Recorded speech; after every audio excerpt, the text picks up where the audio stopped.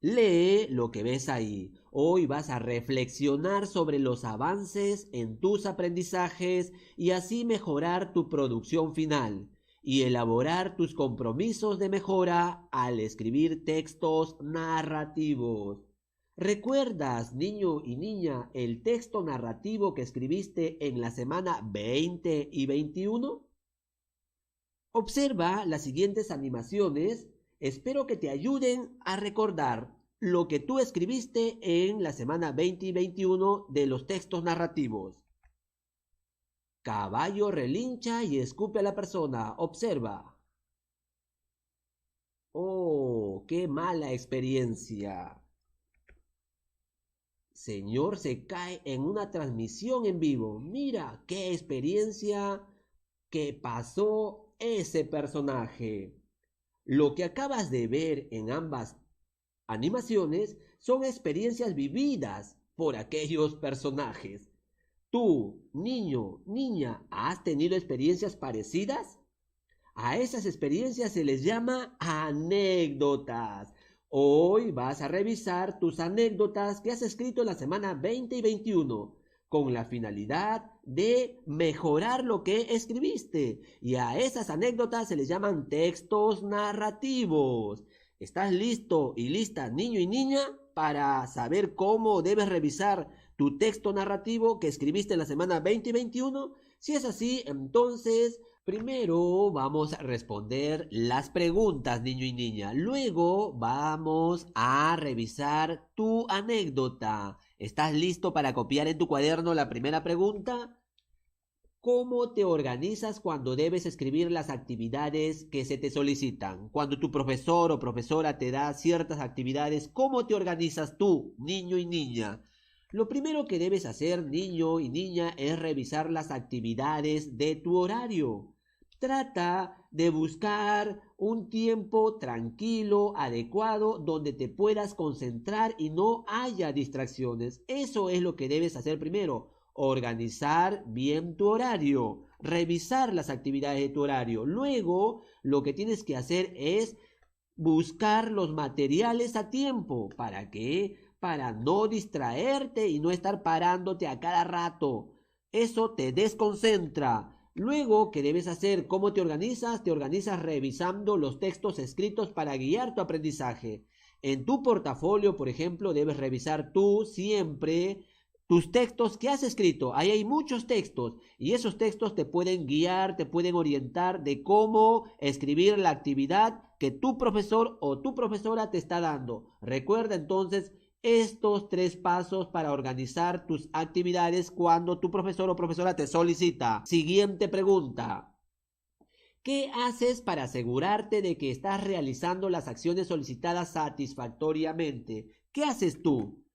Revisar una y otra vez las indicaciones. Sí, niño y niña, revisa siempre las indicaciones que tu profesor o profesora te da, revísalos una y otra vez. También debes revisar la meta de la actividad de cada día. Si tú revisas las metas, te vas a dar cuenta y te vas a asegurar de que estás cumpliendo satisfactoriamente con la actividad. También revisa los criterios de evaluación de cualquier actividad. Al final de cada actividad, ya sea de matemática, comunicación, ciencia, al final hay ciertos criterios de evaluación que tú debes tener en cuenta. Revísalos siempre para que tú cumplas satisfactoriamente con las actividades que te dejan.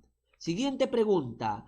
¿Cómo te diste cuenta de que la forma de realizar tus actividades te llevó a culminar la meta adecuadamente? ¿Cómo te das cuenta que estás cumpliendo con la meta?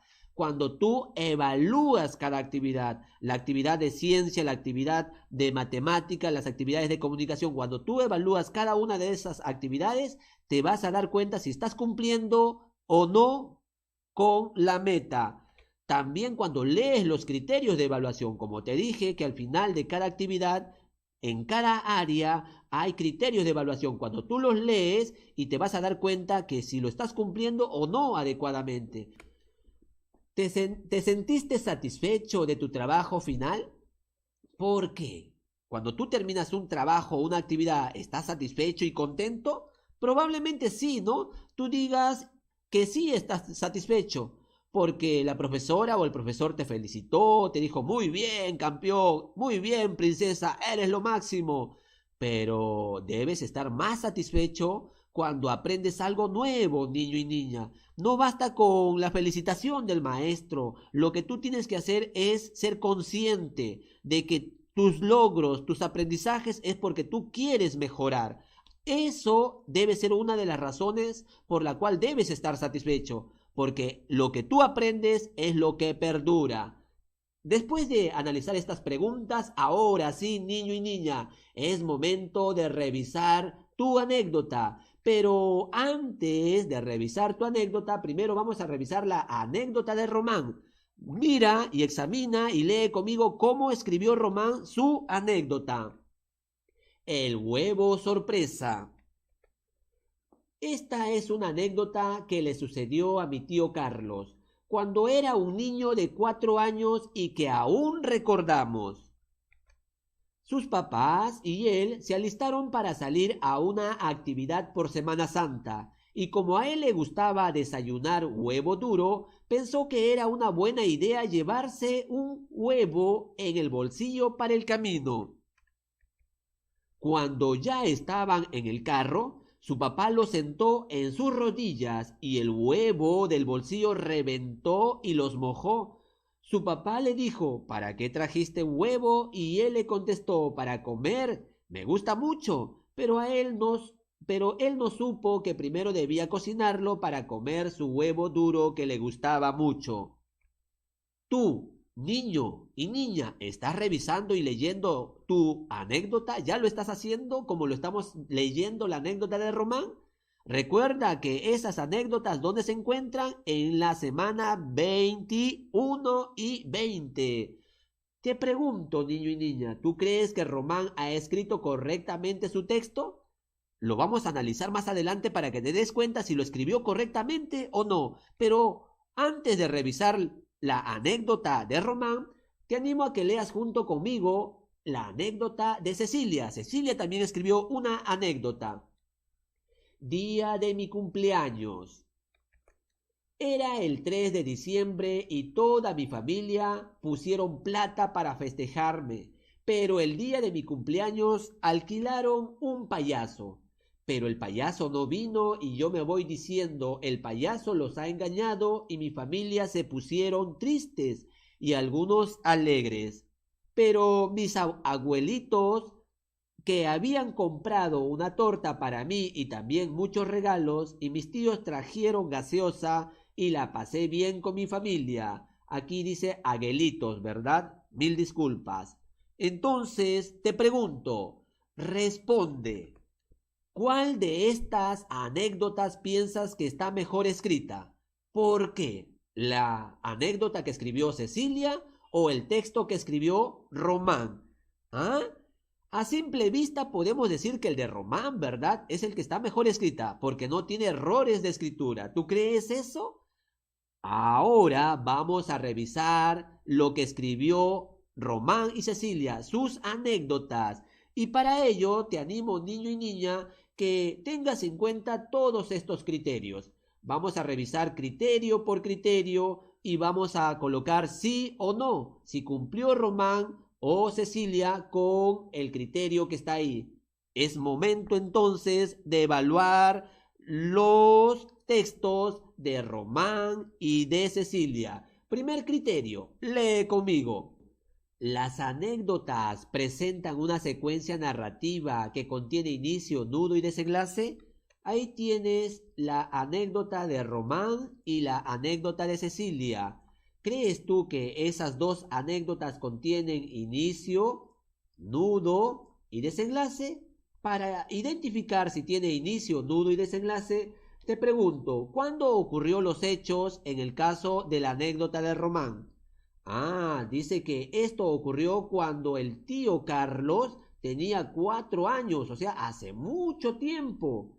¿Y a quién le ocurrió? Ahí está, al tío Carlos, a Carlos. Entonces recuerdas que un texto narrativo debe tener inicio, o sea, se debe mencionar al personaje, se debe mencionar el lugar de los hechos. ¿Dónde ocurre este hecho? Ocurre en un día festivo, ¿verdad? Un día festivo por Semana Santa. Entonces estamos viendo que Román sí está cumpliendo. Y en el caso de la anécdota de Cecilia, ¿crees tú que cumple con estos criterios? ¿Tiene una secuencia narrativa, inicio, nudo y desenlace? A ver, para ver el inicio, en el caso de Cecilia, ¿cuándo está ocurriendo? Ah, el 3 de diciembre, ¿verdad? ¿Dónde ocurre? Ocurre dentro de su casa, cuando es un momento festivo. Eso es el inicio. ¿Y cuál es el nudo? En este caso, por ejemplo, en el caso de la anécdota de Román, ¿cuál es el nudo? Ah, el nudo es cuando el huevo del bolsillo se revienta, ¿verdad? O sea, ahí empieza el problema. ¿Y qué pasa con eso? Se mojó el papá. Entonces sí está cumpliendo. En el caso de la anécdota de Cecilia, ¿tendrá nudo? ¿Cuándo? ¿O cuál es el nudo o el desarrollo de esa anécdota? Claro, el nudo es cuando el payaso no vino. Y como el payaso no llegó, ahí empiezan los problemas. Ahí está el nudo, está cumpliendo con el nudo. ¿Y el desenlace, crees tú que cumple en el caso de la anécdota de Román? A ver, en el caso de Román, ¿cómo termina? Él dice, pero él no supo, o sea, está dando a entender que era un niño inocente que creyó que el huevo no era necesario cocinarlo, ¿verdad? Está terminando así. Y en el caso de la anécdota de Cecilia, ¿ah? Claro, es cómo termina, terminan contentos, ¿verdad? Porque ¿qué pasó? Porque los aguelitos, como dice ella, le compraron una torta y además sus tíos trajeron regalos. Entonces, a pesar que el payaso no vino, la fiesta continuó. Entonces, en el caso de Román y en el caso de Cecilia, sí cumplieron con el primer criterio. Vamos a seguir analizando el segundo criterio. Lee conmigo. ¿El lenguaje utilizado es sencillo y apropiado en las anécdotas? ¿Qué dices tú, niño y niña? Ahí tenemos las anécdotas. Vamos a analizarlo uno por uno. Atento y atenta. En ambos casos, si te das cuenta, niño y niña hacen un esfuerzo por emplear un lenguaje sencillo. Sí, ambos, tanto Román como Cecilia. Pero en el caso de Cecilia, que es el caso número 2, Cecilia escribió palabras y frases como posiblemente las habla en su vida cotidiana. Por ejemplo, escribió ¿qué palabras? Aguelitos. Ah, en vez de decir qué cosa, abuelito. También escribió trajeron, aquí está trajeron, en vez de escribir qué cosa, trajeron, ¿verdad? Y también escribió una frase donde dijo mi familia pusieron, que acá está, mi familia se pusieron, en vez de decir mi familia se puso. Entonces, en el caso de Cecilia, no ha cumplido con este criterio. Se ha esforzado, sí, pero tenía que hacerlo de acuerdo a las normas generales de escritura, o sea, expresar o escribir correctamente. Y en el caso de Román, utilizó un lenguaje sencillo, sí, sí lo utilizó, entonces, pero aún así todavía tiene que mejorar, se ha esforzado. Siguiente criterio, el criterio número 3. Los recursos de escritura se utilizan adecuadamente y favorecen el desarrollo coherente de cada anécdota. Niño, niña, ¿sabes a qué se refiere cuando dice recursos de escritura? Profesor, no entiendo. A ver, atento para explicarte entonces. Primero observemos la anécdota que escribió Román y Cecilia. De acuerdo a ello te voy a explicar. Cuando hablamos entonces, niño y niña, de recursos de escritura, se refiere quién de los dos, Román o Cecilia, presentó más datos. O sea, quién usa más adjetivos para describir los hechos. Claro que Román, ¿verdad? Román está utilizando más recursos de escritura, como por ejemplo adjetivos, expresa mejor la información y en el caso de Cecilia no, tiene pocos recursos de escritura, pocos adjetivos, pocos conectores, entonces a ella le falta. Además, los hechos que está manifestando o escribiendo son pocos entendibles. Entonces, ¿quién cumple con el criterio número 3? Es en el caso de Román y Cecilia no lo cumple. Vayamos al criterio número 4. Lee conmigo el criterio número 4. ¿El uso de los conectores de tiempo y secuencia son adecuados en las anécdotas? ¿Qué dices tú, niño y niña? ¿Habrá usado correctamente Román los conectores al igual que Cecilia en su texto?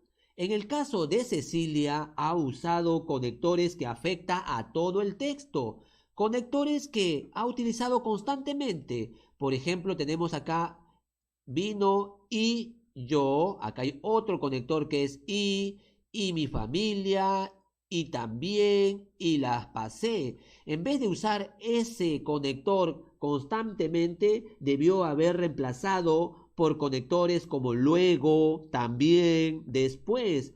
En el caso de Román, ¿cuántos conectores habrá usado? Es cierto que ha usado conectores y también ha usado conectores cuando, pero son muy pocos. Debió usar un poco más de conectores. Así es, niño y niña. ¿Te diste cuenta entonces, en este caso, quién está cumpliendo con el criterio? ¿Quién es el que tiene mejor el criterio en este caso? Claro, en el caso de Román y Cecilia, no, ¿verdad? Luego de esto, ahora analicemos el criterio número 5. ¿La voz que narra se mantiene en todo el texto y en el tiempo? Profesora, ¿a qué te refieres cuando dices la voz que narra? A ver, niño y niña, nos referimos que todo texto escrito